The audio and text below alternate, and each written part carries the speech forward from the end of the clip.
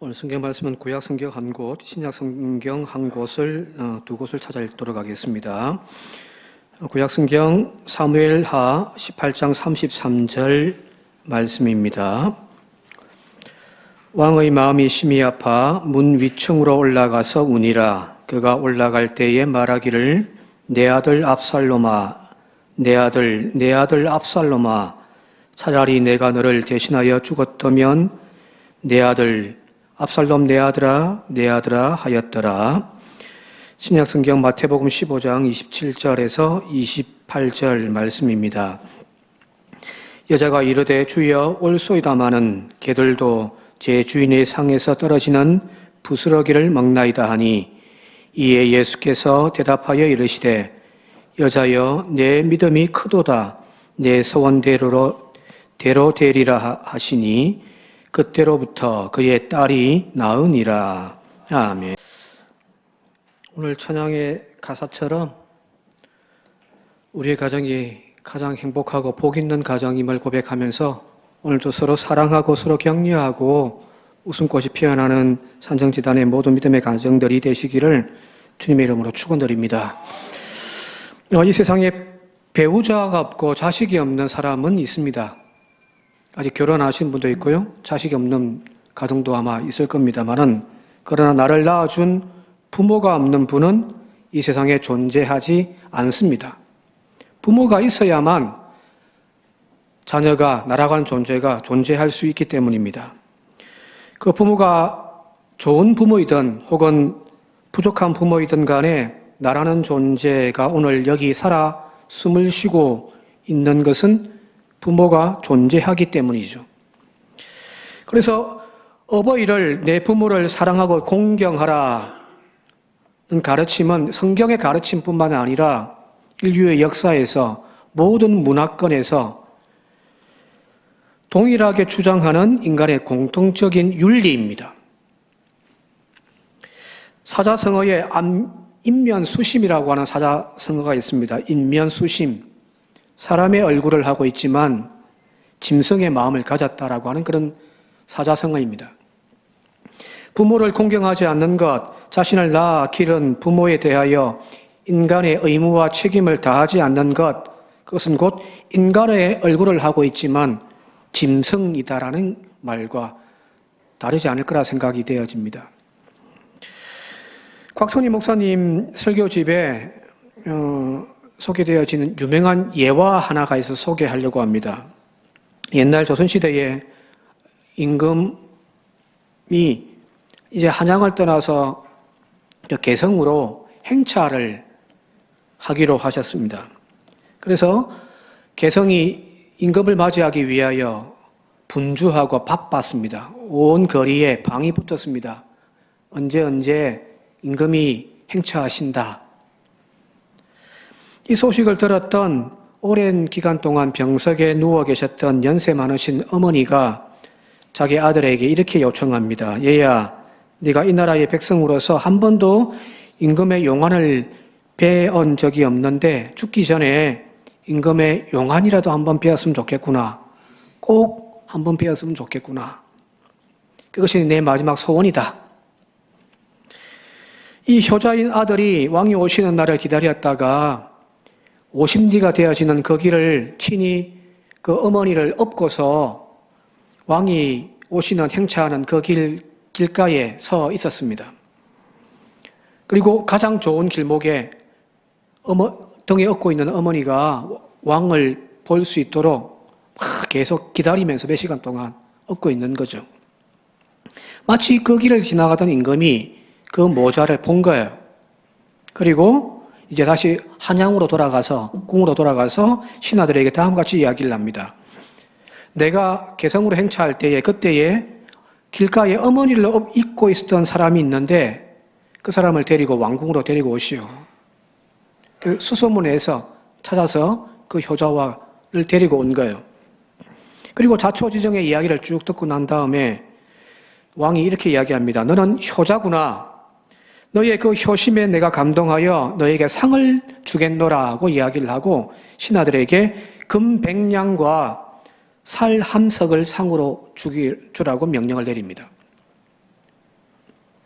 자, 이 소식이 이제 쫙 퍼지겠죠. 그랬더니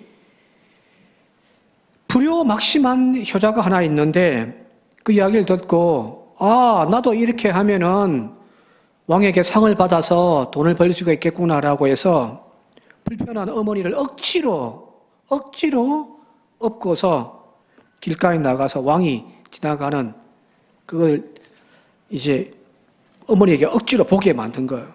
아들아 힘들다 집에 가자 해도 어머니 계세요. 어머니 좀 입 좀 닥치고 계세요. 자, 왕이 지나가다가 역시 그 모자를 본 거예요. 그리고 왕궁으로 돌아와서 똑같이 그 불효자를 부른 겁니다. 그리고 신하에게 이 왕이 똑같이 이 자에게 금 100냥과 살 함석을 죽으라고 이야기를 합니다. 그런데 신하들이 웅성웅성한 거예요. 어떤 신하가 그렇게 이야기합니다. 임금님, 그놈은 불효자입니다. 효도가 아니라 남이 그렇게 해서 돈을 받았다는 말을 듣고서 상 받으려고 어머니를 억지로 업고 나가서 그렇게 했다고 합니다. 저자에게는 상을 줄 것이 아니라 오히려 벌을 주어야 마땅하다 생각합니다. 그 이야기를 했습니다. 그때 이 임금이 하는 말이 효도는 흉내만 내어도 좋은 것이니 그런 거로 그에게도 상을 주거라. 흉내 내었더라도 좋은 것이니 주라는 겁니다. 그리고 그 뒷이야기에 이 불효자가 뉘우치고 이제 효자가 되었다라고 하는 그런 이야기인데요. 어찌 보면 이 이야기가 그냥 만들어진 이야기만은 아닌 것 같아요. 이 세상에 자신이 부모에게 효자라고 생각하시는 분 한번 손들어 보실랍니까? 저밖에 없습니까? 저도 다시 내릴게요. 아마 이 땅에 살아가는 모든 자녀들은 나는 불효자다라고 생각하지 나는 효자입니다라고 당당하게 이야기할 사람은 아마 아무도 없을 거예요. 내가 받은 내리 사랑에 비해 내가 부모에게 지금 하고 있는 것들은 아무것도 아니다라고 생각을 하기 때문입니다. 이 땅의 모든 자녀들은 다 불효자지 효자는 사실은 없을 거예요. 여기는 우리 모두가 스스로 불효자들이라고 이야기를 합니다. 그냥 부모에게 효다는 흉내 정도 내는 그 정도일 줄 모르겠습니다. 그러나 이 예화 속에 있는 말처럼 흉내 내더라도 좋은 것이다. 그죠? 남들이 부모에게 효도한다는 말 듣고 남들이 그 부모에게 좋은 것 했다라고 하는 그 이야기 듣고 흉내라도 내었으면 좋겠습니다. 좋은 데 데리고 여행 다녀왔다 하면 여러분들 흉내 내십시오. 부모님에게 용돈 매달 생활비를 얼마 준다고 이야기 들었다면 여러분들 흉내라도 내었으면 좋겠습니다. 만난 것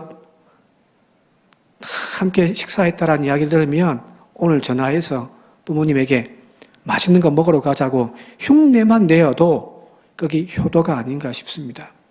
그래서 우리 산정교회 다 불효자지만 그러나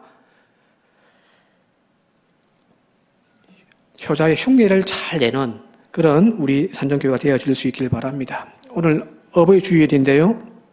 우리네 부모님들의 사랑과 또한 그분들의 고마움을 함께 회상하면서 지금은 다 천국 가고 없어서 저에겐 부모님이 없습니다라고 할지라도 그분들의 사랑을 다시 한번 회상하는 시간 가졌으면 좋겠습니다. 찬송 우리 조금 전에 불렸습니다만은 어버이 주일이라고 부르는 찬송들 쭉 보면은 다 엄마들에 대한 이야기만 나옵니다. 그죠?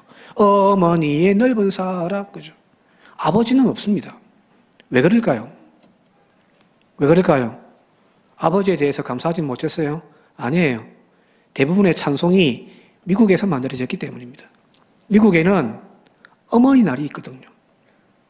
아버지 날은 없는데 어머니 날이 있습니다. 그게 이제 한국으로 들어와서 처음에는 어머니 날로 하다가 그 아버지들은 소외당하니까 같이 붙여가지고 어버이 주일로 지금 지키는 거예요.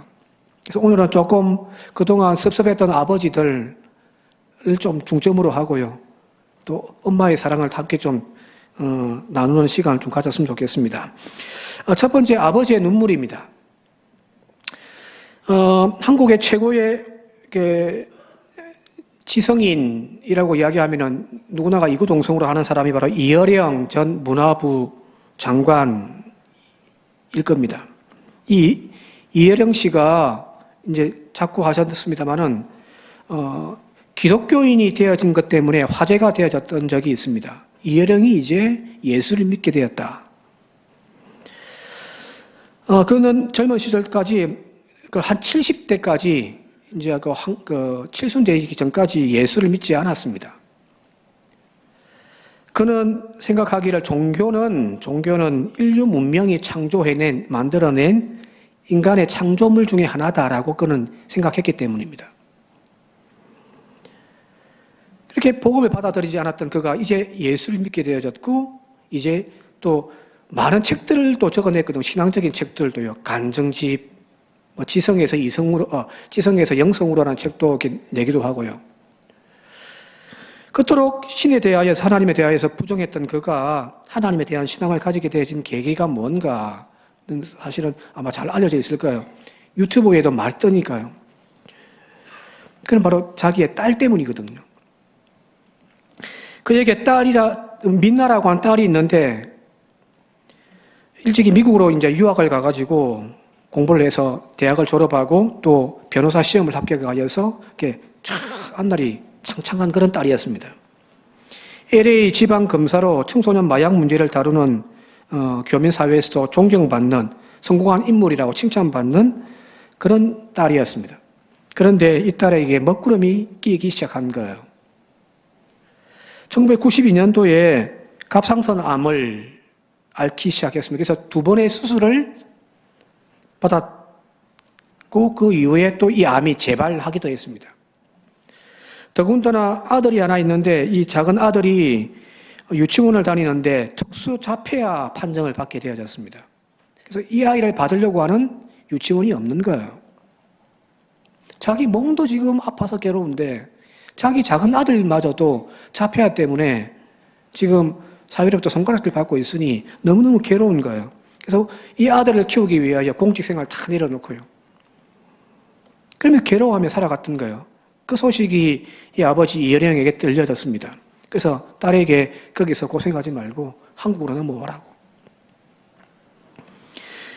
그리고 이 한국으로 넘어온 그 딸과 그 손주를 위하여서 이 이어령 교수가 한 것이 뭐냐면 지금까지 믿지도 않았고 부정했던 하나님을 찾는 일이었습니다. 성경에 대해서는 누구보다도 더 많이 아는 지식을 가지고 있었지만은 그러나 그 성경을 진리라고 믿지 않았던 그였는데 어느 순간부터 이 딸 때문에 이 손주 때문에 교회 나가 하나님 앞에 하나님을 이름을 부르며 기도하기 시작한 거예요. 주여 내 딸 살려달라고. 주여 내 손주 고쳐달라고. 이 딸과 손주를 위해서 눈물로 올려드리는 이 아버지의 타는 기도를 하나님은 들어주셨습니다. 미국에서 각막 박리라고 하는 선고까지 받았거든요. 그래서 이제 완전 눈이 뿌해가지고 앞이 보이지 않는 정도로. 그런데 재발되어졌던 그 암도 앞이 보이지 않았던 그 딸의 시력도 깨끗하게 치유되어지고 회복되어지는 역사가 나타난 거예요, 실제로. 그리고 이 손주도 자폐아가 점점 나아지기 시작하더라는 거예요. 그러면서 이 아버지 이어령의 삶에 예수가 심겨지기 시작하고 앞서 이야기했듯이 말 그대로 진짜 하나님의 자녀로 탈바꿈되어지는 놀라운 변화의 역사가 일어났습니다. 그림 하나 보여주시겠습니까? 지금 세례받는 장면인데요. 2007년도에 7월 달에 일본 한 호텔에서 교계에 이제 목사님들 불러가지고 지금 이제 고인 되셨습니다만은 오누리 교회 하영주 목사님에게 지금 세례받는 장면입니다. 70 넘어가지고. 나중에 이 딸은 안타깝게도 다 치유되어 있기도 했지만은 아버지의 기도로 또 이제 시간이 지나서 병이 다시 또 악화되어져 가지고 이혜령 교수보다 한 10년 앞서서 2012년도에 하나님의 부르심으로 천국 가. 자, 아버지의 변화. 그죠? 그 아버지의 눈물의 기도가 이 딸을 살려내고 또 치유하는 능력이 되어지지 않았는가라는 겁니다. 성경에도 이런 아버지가 나옵니다. 바로 다윗입니다. 다윗에게는 여러 아들들이 있었습니다. 그러나 대표적으로 두 명의 아들을 뽑는다면 아마 솔로몬과 압살롬일 거예요. 솔로몬은 모범적이에요. 지혜도 있고 모범적으로 잘 컸습니다. 그런데 셋째 아들이었던 이 압살롬이 문제입니다. 똑똑해요. 욕망도 있습니다. 충분히 다윗의 뒤를 이어서 왕이 될 만한 자격도 있었던 인물이 바로 압살롬입니다. 그런데 욕심이 가해서 그만 아버지의 자리를 빼앗아 버리는 거죠. 반란이 일어나 버린 겁니다. 나중에 이야기가 흘러가서 다윗의 군대가 이 압살롬의 군대와 전쟁을 해서 압살롬이 죽임을 당하게 되어집니다. 즉 전쟁터에서 전사하게 되어집니다. 자, 이 소식을 들었던 이 다윗의 마음이 어땠을까? 오늘 구약 성경으로 읽었던 사무엘하 18장 33절에 다윗이 이렇게 울면서 기도를 하는 내용이 나옵니다. 왕의 마음이 심히 아파 문 위층으로 올라가서 우니라. 그가 올라갈 때에 말하기를 내 아들 압살롬아, 내 아들 압살롬아, 차라리 내가 너를 대신하여 죽었더라면 압살롬 내 아들아 하였더라 하는 겁니다. 자기를 아들이지만 자기를 반역을 일으켜서 왕의 자리에서 쫓아내버렸던 불효막심한 아들인데 그의 죽음의 소식에 이 아버지의 마음이 지금 찢어지고 있는 거죠. 그죠? 지금 이스라엘 모든 백성들은, 신하들은 이 압살롬의 죽음을 반기면서 기뻐하고 있습니다. 반역자가 죽었다. 그런데 다윗만은 아니더라는 거예요. 세상 모든 사람들이 기뻐했지만 다윗은 기뻐할 수가 없었습니다. 왜요? 아버지였기 때문입니다. 아버지라는 존재는 불효나 효자나 가리지 않는 사랑을 하는 존재가 아버지 아닙니까? 언제나 자식 편이기 때문입니다. 그가 어떤 행동을 했던 어떤 짓을 했든지 자식을 보호하고 품어주고자 했던 것이 바로 아버지입니다. 다윗은 바로 아버지였습니다. 오죽하면 내 아들 압살롬아 내가 너를 대신하여 죽었더라면 하는 고백을 했겠습니까? 그죠? 이것이 바로 아버지의 마음이 아닌가 싶습니다. 비록 사람들의 돌팔매를 맞을 만큼 악하다고 할지라도 앞서 이야기했던 인면수심, 사람의 얼굴을 하고 있지만 그 마음은 짐승 같은 자식이라 할지라도 그럼에도 불구하고 내 자식이라고 내가 너를 위하여 죽었더라면 하고 우는 존재가 바로 아버지가 아닌가 싶습니다.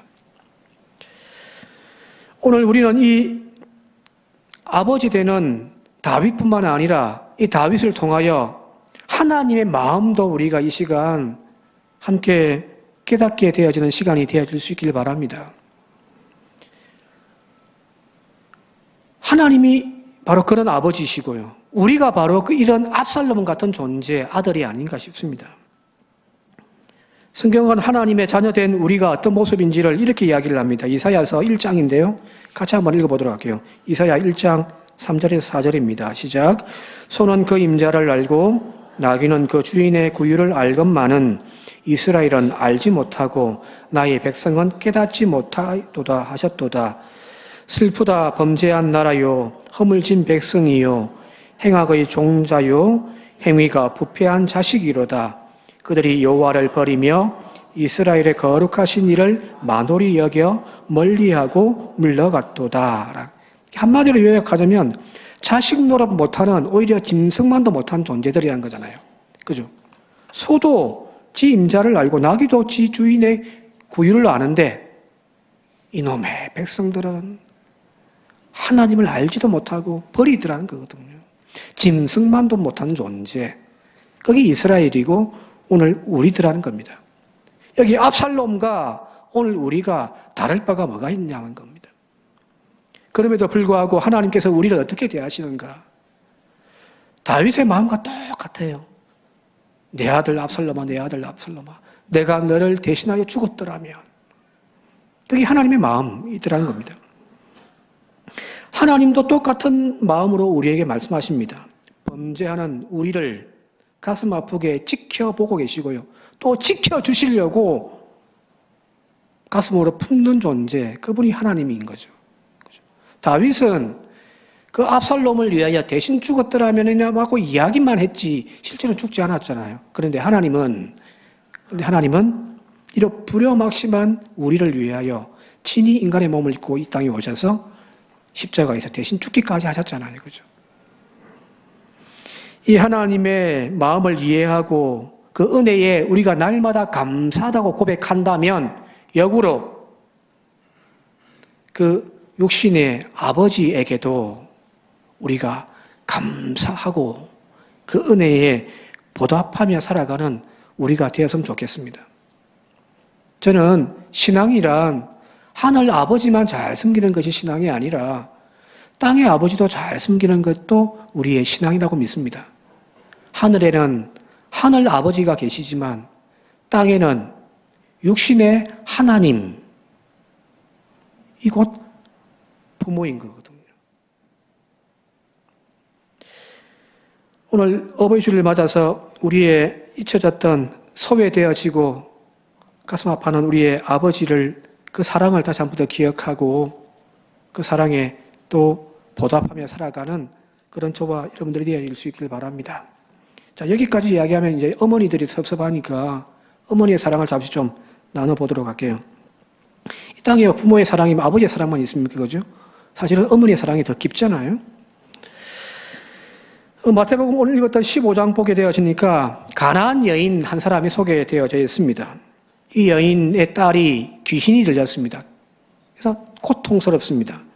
그래서 예수님에게 다가와서 예수님, 내 딸 좀 고쳐달라고 간절하게 요청을 하는데 예수님께서 너무너무 가슴에 아픈 말을 하고 있습니다. 먼저 나는 이스라엘의 잃어버린 양들을 위하여 보냄 받았다라고 이야기를 하면서 이방인인 너에게는 나는 관심 가질 수 없어 라고 거절하시는데 더 심한 말을 합니다. 같이 한번 읽어볼게요. 26절요. 시작. 자녀의 떡을 취하여 개들에게 던짐이 마땅하지 아니하다라고 말씀까지 하시거든요. 이 여인을 향하여 예수님께서 개 취급해버린 거예요. 내 자녀들에게 줄 것도 없는데 개 같은 너희들에게 나야 줄 거 없다. 이렇게 말씀하시는 거예요. 제가 만약에 설교 시간에 이렇게 했다면요, 시험 받을 분도 많을 거예요. 그죠? 그 당시에 이방 사람들을 개 취급했던 유대인들의 그 관점이 그대로 드러나 있는 거죠. 자, 그런데 이 여인이 이렇게 이야기합니다. 주여, 올소이다마는 개들도 제 주인의 상에서 떨어지는 부스러기를 먹습니다. 주여, 그 부스러기라도 허락해 주시면 안 되겠습니까? 자녀의 일이라면 어떤 모욕과 수치도 감당할 수 있다라고 하는 그 어머니의 마음 여기 보여지잖아요. 그죠? 자녀를 위해서 자존심 필요 없습니다. 내가 개취급 당할지라도 예수님의 가랑이 사이를 지나갈지라도 저 딸을 고칠 수만 있다면 주여 지나가겠나이다. 주님은 이 여인의 믿음을 보시고 그 사랑을 보시고 사실은 그 딸을 고쳐주신 거잖아요. 그죠? 그래서 어머니라는 존재는 자신을 다 녹여버려서 누군가를 살려내는 소금과 같은 존재입니다. 자식을 위하여 자신은 사라지고 없어지는 존재, 그것이 바로 어머니가 아닌가 싶습니다. 요즘에는 조금 달라졌습니다만은 예전에 저희 어머니 세대만 해도요, 어머니는 이름이 없었습니다. 그죠? 저희 어머니 이름이 흔하디 흔한 김숙자시거든요. 그런데 사람들은 저희 어머니의 이름을 불러주지 않았습니다. 개똥이 엄마, 해식이 엄마, 그죠? 이렇게 어머니란 존재는 자기가 다 녹여지고 대신에 상대를 먹여 살리는 존재였단 말이에요. 그게 어머니의 사랑 아닌가 싶습니다. 예화 하나 소개시키도록 할게요. 평생 시각장애로 살아갔던 한 사람이 있었습니다. 앞을 보지 못하여 늘 불편한 육신으로 누군가의 도움을 받아 살아갔던 사람이 있었는데 우연하게 수술을 하면은 시력이 회복될 수 있다라고 하는, 즉 누군가의 눈을 이식받게 되어지면 다시 볼 수 있다라는 희소식을 듣게 되어졌습니다. 근데 문제는 건강한 안구를 기증받아야 되는데 이게 쉽지가 않은 거예요. 수십 년을 기다려야 되는 겁니다. 그런데 한 줄기 소망의 빛이 들려왔습니다. 기증할 안구가 있으니 오라고요. 그래서 기증자가 나타났으니 수술을 받으라고 해서 수술을 받게 되어졌고 수술은 성공적으로 마쳐졌습니다. 너무너무 기뻤습니다. 이제 안대만 풀 날이 남은 거예요. 자, 이 안대를 푸는 날이 되어졌습니다. 이 감격스러운 순간에 가장 먼저 눈을 떠서 보고 싶은 분이 엄마였습니다. 나를 지금까지 그렇게 살펴주었던 엄마의 얼굴을 보고 싶었던 거예요. 그래서 분대를 풀어서 눈을 떠서 보는 순간 어머니의 눈에 안대가 있다는 사실을 발견하게 되어집니다. 이 어머니가 이 아들에게 이렇게 이야기합니다. 얘야 미안하다. 내가 두 눈을 다 주었으면 좋겠건만 내 두 눈을 다 주어버리면 실명한 이 애미를 네가 보살펴야 하니 얼마나 고생이었겠냐. 그래서 하나밖에 줄 수 없었다. 미안하다. 라고 이야기를 하는 거예요. 이것이 바로 어머니가 아닌가 싶습니다. 오늘 이런 아버지와 어머니의 사랑을 다시 한 번 더 기억하고 우리의 가슴에 새기는 시간이 되었으면 좋겠습니다. 우리 모두는 불효자입니다만은 그 사랑에 조금이라도 흉내내어서 효도할 수 있다면 하나님이 상 주실 줄 믿습니다. 오늘 우리는 바로 이런 천사와 같은 분, 아니 하나님과 같은 분을 통하여 지금까지 살아왔고 그분들의 보살핌을 통하여 인간답게 지금 존재하고 있다는 사실을 기억하면서 그 은혜와 사랑을 기억하고 보답하는 최소한의 인간다운 보답을 하는 우리 모두가 되어졌으면 좋겠습니다. 시간이 조금 남아서요. 시 한 편 제가 소개하고 오늘 좀 설교를 마칠까 합니다. 이채라고 하는 분인데요. 이채라고 하는 분이 적었던 아버지의 눈물이라고 하는 시를 소개하고 마치도록 할게요. 아버지의 눈물. 남자로 태어나 한평생 멋지게 살고 싶었다. 옳은 것은 옳다고 말하고 그른 것은 그르다고 말하며 떳떳하게 정의롭게 사나이답게 보란듯이 살고 싶었다. 남자보다 강한 것이 아버지라 했던가. 나 하나만을 의지하며 살아온 아내와 눈에 넣어도 아프지 않을 자식을 위해 나쁜 것을 나쁘다고 말하지 못하고 아닌 것을 아니라고 말하지 못하는 것이 세상살이더라. 좀 길어서 중략 좀 하도록 할게요. 중략하고요. 변변한 옷 한 벌 없어도 번듯한 집 한 채 없어도 내 몸 같은 아내와 금쪽 같은 자식을 위해 이 한 몸 던질 각오로 살아온 세월, 애당초 사치스러운 자존심을 버린 지 오래구나. 하늘을 보면 생각이 많고 땅을 보면 마음이 복잡한 것은 누가 건네준 짐도 아니건만 바위보다 무겁다 한들 내려놓을 수도 없는, 힘들다 한들 마다할 수도 없는 짐을 진 까닭이다.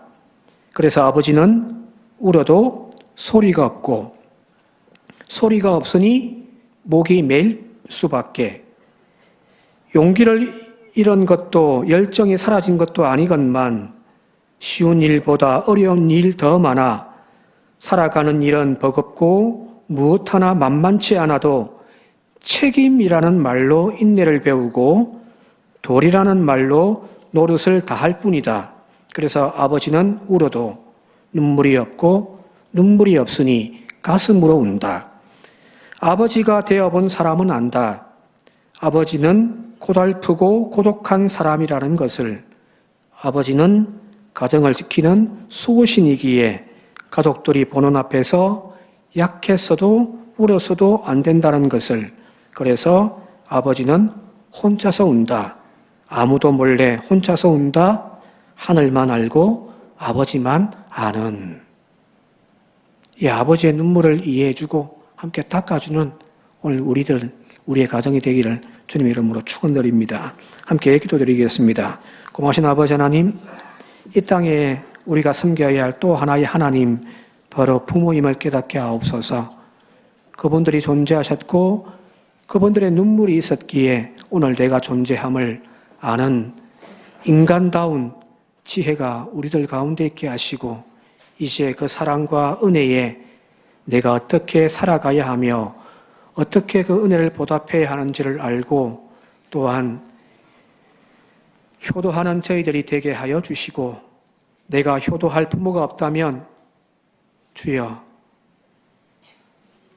천국에 있는 부모님 부끄럽지 않도록 남은 여생 더욱 떳떳하게 당당하게 살아가는 우리 모두가 되게 하옵소서. 예수님의 이름으로 간절히 기도드리옵나이다. 아멘.